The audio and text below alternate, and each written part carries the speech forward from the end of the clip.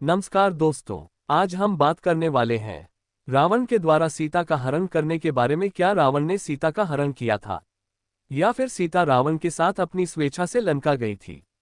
तो जानने के लिए बने रहिए वीडियो के अंत तक। तो चलिए शुरू करते हैं। भारत में समय समय पर बहुत से महापुरुष उत्पन्न हुए हैं। उनमें स्वामी पेरियार भी एक महान विभूति थे, जिन्होंने देश की एकता और अखंडता के लिए महान कार्य किया। देश में फैली कुरीतियों को मिटाने के लिए उन्होंने जीवन भर सतत संघर्ष किया और वे अपने संघर्ष में सफल भी हुए। भारत देश में कुरीतियों को उत्पन्न करने वाले अश्लील ब्राह्मणी ग्रंथ ही रहे हैं। ऐसे ग्रंथों की आंतरिक सामग्री को उजागर करके उन्होंने ब्राह्मणी व्यवस्था में खलल मचा दिया। ब्राह्मणी ग्रंथों को अश्लील, काल्पनिक और मनगढ़ंत प्रमाणित कर दिया। उनके ऐसे लेखन को देश के उच्चतम न्यायालय ने भी प्रमाणों के आधार पर मुहर लगा दी थी। उनके द्वारा लिखी गई सच्ची रामायण देश में उपस्थित सभी रामायणों के तथ्यों के आधार पर लिखी गई है, जिसमें कुछ भी असत्य नहीं है। जब सच्ची रामायण जैसे ग्रंथों के माध्यम से ब्राह्मणी लोगों की असलियत सामने लाई जाती है तो वे तिलमिलाने लगते हैं। सच्ची रामायण के अनुसार लंका में हुए युद्ध के लिए स्वयं राम दोषी थे।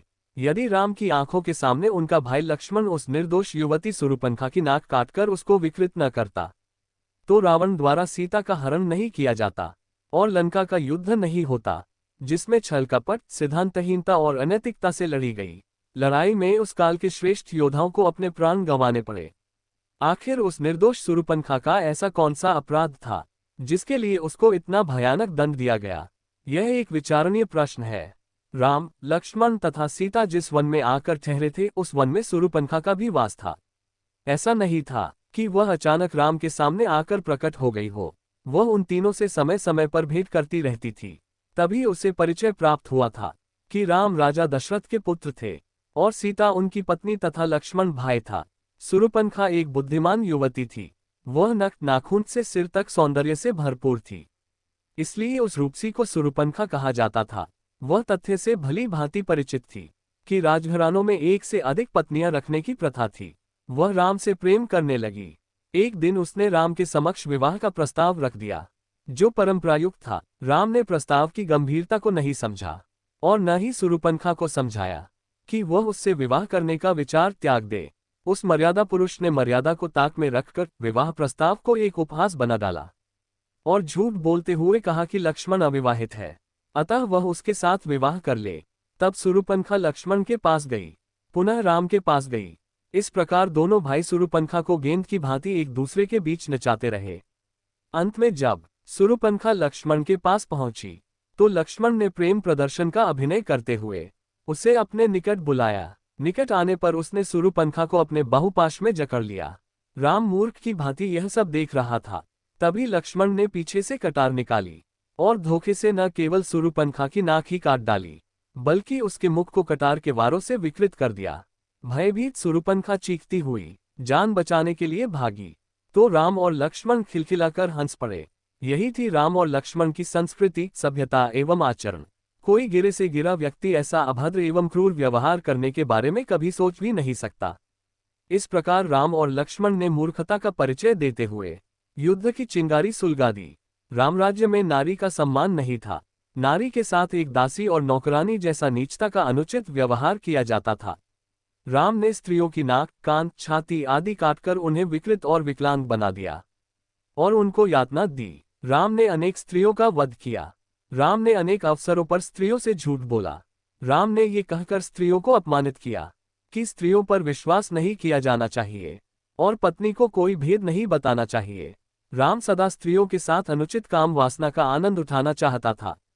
राम ने अनावश्यक अनेक जीवों का वध करके उनका भक्षण किया।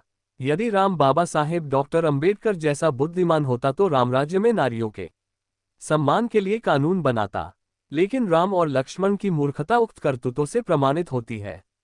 यदि बाबा साहेब राम राज्य में होते तो राम और लक्ष्मण को भारतीय दंड संहिता की धारा 376 के अधीन बलात्कार के जुर्म में कम से कम 7 वर्ष की सजा से दंडित किया जाता। लेकिन रामराज्य विदेशी आर्य संस्कृति का राज्य था, जिसमें भारतीय मूलवासियों और स्त्रियों को नीच समझकर उनके साथ पशुओं जैसा अत्याचार किया जाता था।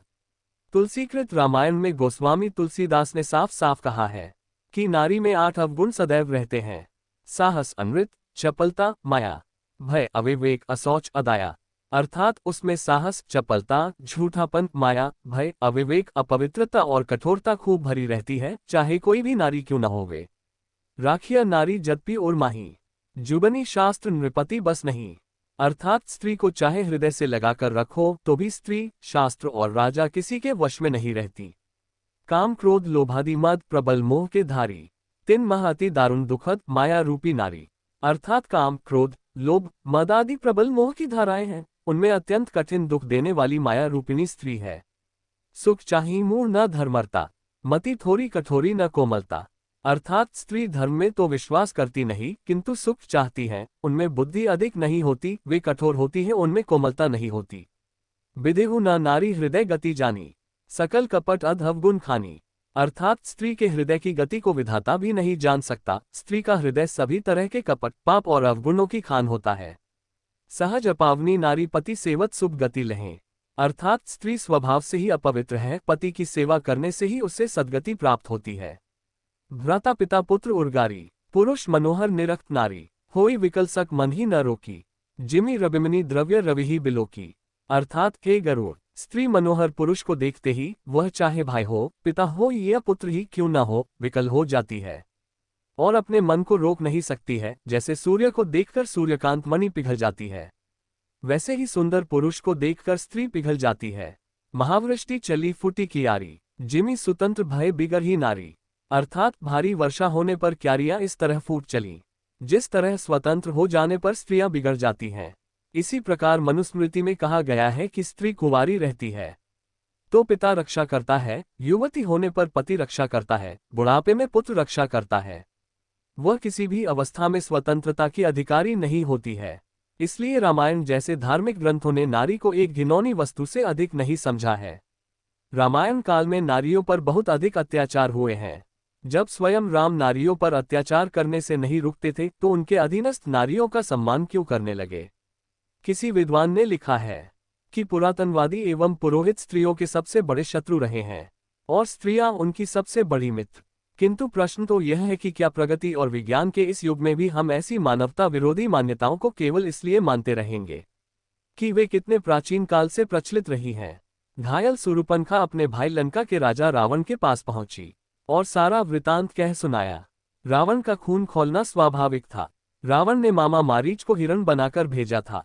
वन में जब राम हिरण का पीछा कर रहा था और जब वह मृत्यु की पीड़ा से चिल्ला पड़ा, तब सीता ने लक्ष्मण से विनय की कि वह राम की सहायता के लिए दौड़कर जाए।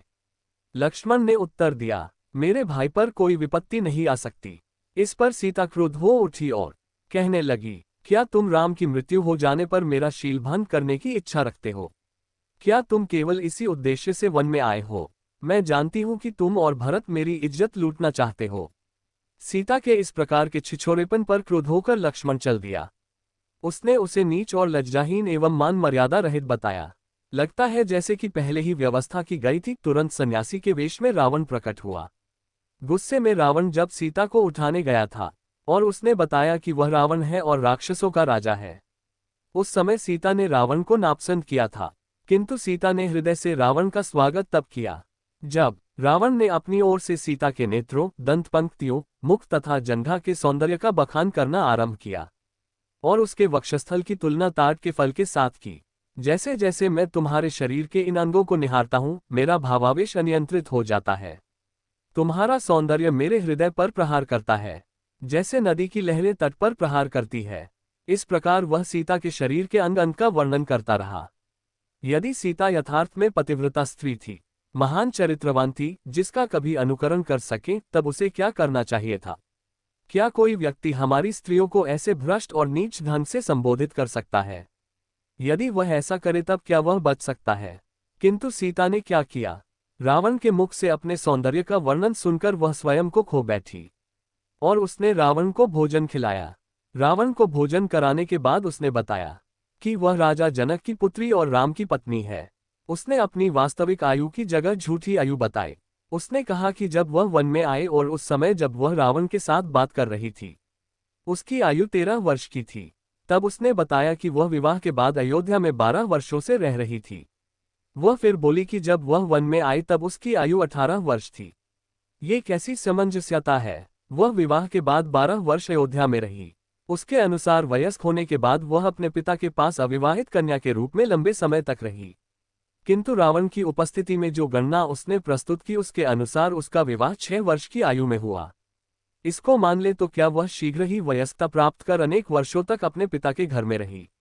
उसने इस प्रकार बकवास क्यों की? अपनी अधिक आयु को छिपाने के लिए उसने ऐसा किया। तब सामान्य तौर पर उसकी आयु 45 वर्ष से अधिक होगी। वयस्क होने के बाद वह अनेक वर्षों तक अविवाहित रही, अतः विवाह के समय वह 20 वर्ष की रही होगी। 12 वर्ष अयोध्या में और 13 वर्ष वन में, और विवाह के समय आयु 20 वर्ष, इसलिए आयु 45 वर्ष हुई। लक्ष्मण ने इसकी पुष्टि की थी। उसने कहा था कि सीता अधिक आयु की थी और उसका पेट फूला हुआ था। उसने ये कब कहा? सुरुपनखा राम से प्रेम करती थी और उसके साथ विवाह करना चाहती थी। राम ने कहा कि वह पहले से विवाहित था और वह लक्ष्मण के पास जाए जो कनवारा था। इसके अनुसार वह लक्ष्मण के पास गई, किंतु लक्ष्मण ने इस आधार पर विवाह अस्वीकार कर दिया कि वह दास था और उसने पुनः सुरुपनखा को ये कहते हुए राम के पास भेज दिया कि राम की पत्नी अधिक आयु की बढ़े हुए पेट की स्त्री है।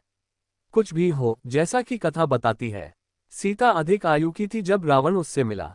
जब रावण उसे गोद में बैठाकर ले जा रहा था तब वह आधी नग्न थी और उसने स्वयं आधे शरीर का ऊपरी भाग खोला हुआ था।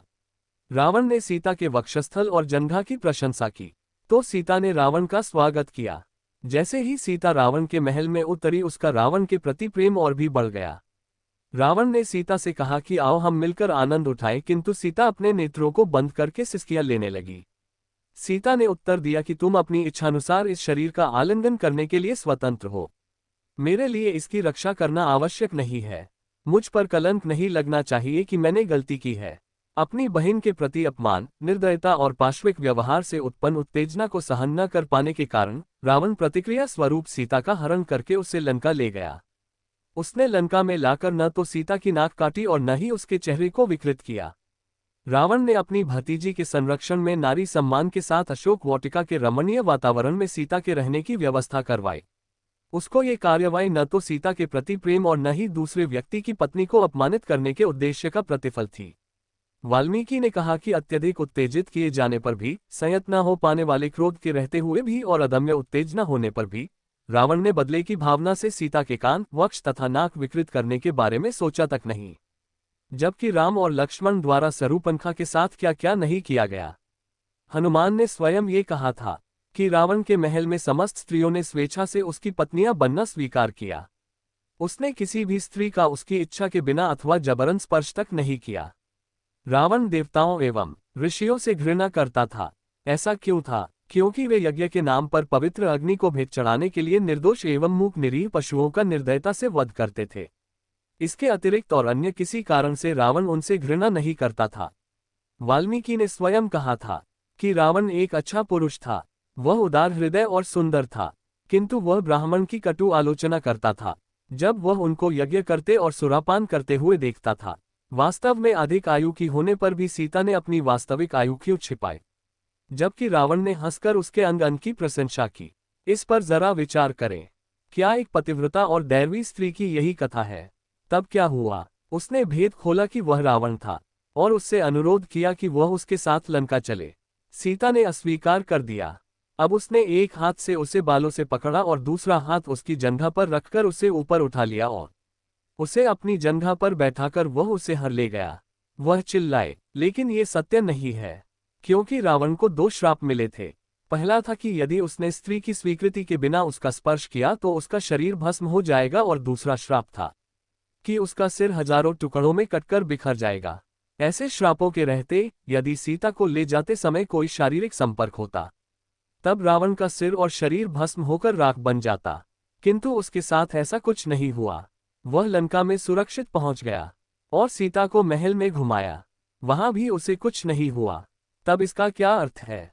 ऐसा कोई भी प्रमाण उपलब्ध नहीं है जो ये सिद्ध कर सके कि रावण सीता को जबरन हर ले गया था। रावण सीता को जबरन हर कर भी नहीं ले जा सकता था, क्योंकि सीता इतनी शक्तिशाली थी कि वह शिवजी के धनुष को घर की सफाई के वक्त एक कोने से उठाकर दूसरे कोने में रख देती थी, और रावण इतना कमजोर था कि वह शिवजी के धनुष के नीचे दबी अपनी उंगली को भी मुश्किल से निकाल पाया था। इसलिए इतनी शक्तिशाली सीता का इतने कमजोर रावण द्वारा जबरदस्ती अपहरण करना नामुमकिन है। मेरे इस निष्कर्ष पर रूढ़िवादी क्रोध से भड़क सकते हैं, किंतु मैं अपने विचार बदलने वाला नहीं हूँ।